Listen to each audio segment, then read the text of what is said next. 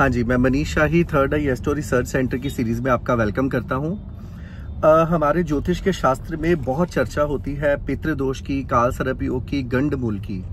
तो मैं आप सभी को ये बात बताना चाहता हूँ कि इन योगों को सुनकर आम तौर पर हम लोग घबरा जाते हैं। हम लोग समझ नहीं पाते कि ये योग हमारे जीवन में क्या रोल प्ले करने वाला है। इन योगों के बारे में हम लोग चैप्टर वाइज भी पढ़ेंगे, लेकिन फिर भी मैं आपको बहुत सारे कॉन्सेप्ट क्लियर करता हूँ इस कॉन्टेक्स्ट के अंदर। देखिए, अगर आप इन योगों को लेकर घबरा रहे हैं और ऐसा सोच रहे हैं कि ये योग होने पर आप लोगों के जीवन में किसी भी तरीके की तरक्की रुक जाएगी, तो आपको घबराने की जरूरत बिल्कुल भी नहीं है।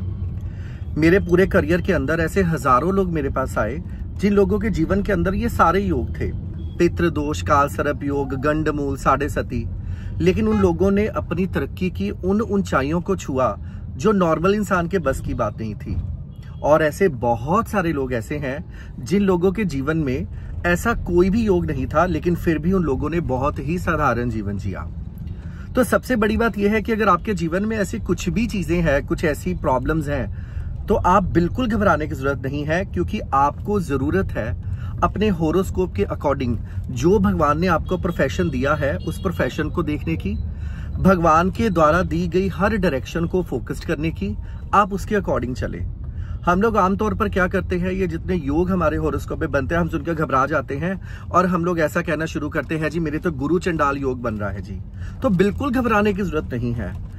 कभी हम अपने योगों को पॉजिटिव और नेगेटिव फॉर्म में यूज कर सकते हैं। अगर गुरु चंडाल योग बनना है तो गुरु चंडाल योग वाले लोग आजकल बहुत क्रिएटिव देखे गए हैं। तो मैं आप सभी को यही राय देना चाहता हूं कि बिल्कुल घबराने की जरूरत नहीं है। अगर फिर भी आपकी होरोस्कोप में आप ऐसे योगों को सुनकर घबरा रहे हैं, तो आपके लिए एक बड़े ही छोटे छोटे टिप है। और मुझे पता है कि इन योगों को लेकर बहुत सारी मिसकंसेप्शंस हैं। अगर किसी भी तरीके से आपके होरोस्कोप के अंदर पितृदोष है, तो बड़ा सिंपल और साधारण है, जो आप अपने रिचुअल्स कर रहे हैं वो करते रहें।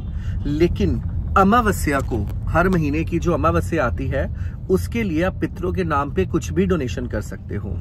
अगर आपके होरोस्कोप के अंदर किसी भी तरीके से काल सर्प योग है, वैसे तो बहुत सारे ऐसे होरोस्कोप देखने को मिलते हैं जिसमें काल सर्प योग कहा जाता है, लेकिन होता नहीं है एक्चुअल में। लेकिन अगर फिर भी ऐसा है तो घबराए मत।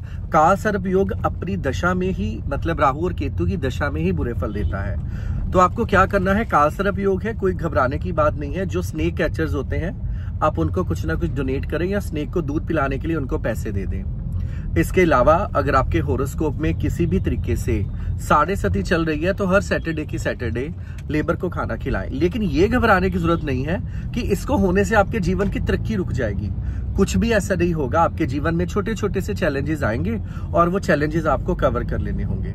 तो हमारे पास ऐसे ढेरों होरोस्कोप है जिनके होरोस्कोप में चंडाल योग भी है, जिनके होरोस्कोप में काल सर्प योग भी है, लेकिन उन्होंने तरक्की नहीं की, ऐसा बात नहीं है। इनफैक्ट मैं तो आपको ये बताऊंगा कि जब हमारे होरोस्कोप में ऐसे चैलेंजेस होते हैं, तो हम लोग कुछ डिफरेंट उस दौरान करते हैं। तो इसलिए आप सभी इस बात को ध्यान में रखें कि इन चीजों को सुनकर घबराने की जरूरत नहीं है। बहुत बार हमारे पास इतने सारे रूल्स होते हैं इन चीजों को अप्लाई करने के या कैंसिल करने के। आप देख सकते हैं कि हम चाहेंगे तो ये योग बन जाएंगे, चाहेंगे तो नहीं बनेंगे।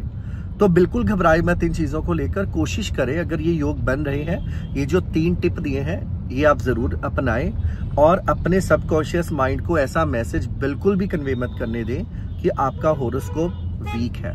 और हम अपने होरोस्कोप को अपने एफर्ट्स और अपने पॉजिटिव ट्रेट्स के द्वारा उसको अच्छी जगह पे अपनी एनर्जीज को चैनलाइज करके उसको यूटिलाइज कर सकते हैं।